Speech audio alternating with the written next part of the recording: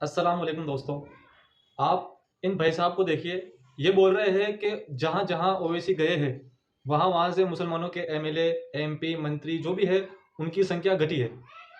मुसलमान को पता नहीं कर रहे वो। जब तक ओवैसी हैदराबाद तक सीमित थे तब तक यूपी में 60-65 मुसलमान एमएलए होते थे और उसमें से कम 10-12 मंत्री होते थे, चाहे वो सरकार कांग्रेस की रही हो, चाहे वो सरकार मुलायम सिंह की रही हो, चाहे वो सरकार मायावती की रही हो। और बिहार में चाहे कांग्रेस की सरकार रही हो, चाहे आरजेडी की सरकार रही हो, चाहे नीतीश कुमार की सरकार रही हो, जब तक ओवैसी का कदम नहीं आया था तो बिहार में 20 से 25 एमएलए मुसलमान होते थे और उसमें 5 कम से कम मिनिस्टर होते थे। आज इन्होंने कहां पहुंचा दिया कि ये सिर्फ और सिर्फ वोट कटवाएगा भैया, जो 5 को तुम जिता के लाए वो मुसलमान है और उसके साथ साथ जो 2 दर्जन को तुमने हराया वो मुसलमान नहीं था। ये मुसलमान फिरका परस्ती गलत।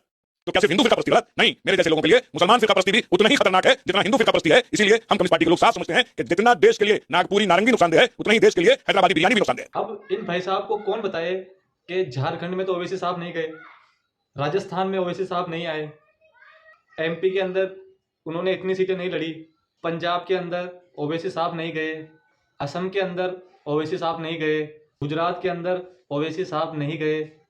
फिर भी वहाँ पर मुसलमानों के एमएलए, एमपी और मंत्री उनकी संख्या अब भी 0 के बराबर है, 1% है। जबकि वहाँ पर पहले मुसलमानों के एमपी और मुसलमानों के मंत्री की संख्या कम से कम 10 से 20% के आसपास हुआ करती थी। तो वहाँ तो ओवैसी साहब नहीं गए, फिर वहाँ इतनी संख्या क्यों घटी इनकी? इसका मतलब ओवैसी साहब का तो कोई कॉन्सेप्ट है ही नहीं। कॉन्सेप्ट है आपके दिमाग का। आपके दिमाग में जो कांग्रेस की विचारधारा है, सिर्फ वो है। आप हो कांग्रेस के गुलाम, आप हो कांग्रेस के नौकर। ये भाई साहब क्या कांग्रेस के कट्टर समर्थन है और अब इनको क्या टिकट की जरूरत है? एमएलए बनना है इनको तो कुछ तो करना पड़ेगा, कांग्रेस को खुश करना पड़ेगा, समाजवादी को खुश करना पड़ेगा। उसके लिए क्या किया जाए? तो इनके पास सब लोगों के पास, इन कांग्रेस और समाजवादी के पास एक चारा है, ओवैसी साहब। ये उनके लिए एक चारा है जिसको ये इस्तेमाल करते हैं मुसलमानों के खिलाफ। जबकि ये खुद जातिवाद को बढ़ावा देते हैं।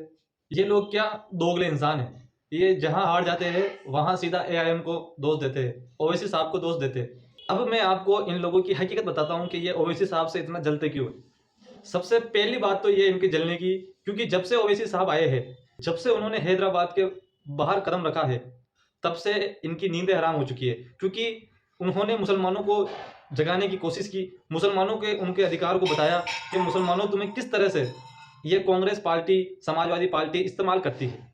जबकि अब इनको इस चीज़ से इतना नुकसान होता है कि मुसलमान अब इनके झांसे में आता नहीं है, मुसलमान इनकी बात पर विश्वास नहीं करता है। तो अब इन्हें क्या, ओवैसी साहब को गलत तो साबित ये कर नहीं सकते, क्योंकि ओवैसी साहब झूठ बोलते नहीं है, ओवैसी साहब गलत बोलते नहीं है।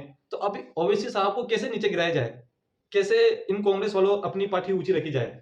तो ये क्या करते हैं, ओवैसी साहब को और मुसलमानों को आपस में लड़ाने की कोशिश करते हैं। और इनका एक बहुत अच्छा डायलॉग है, बहुत अच्छा डायलॉग है, वो है बी टीम। जबकि बी टीम कौन है? खुद कांग्रेस है, खुद समाजवादी पार्टी है।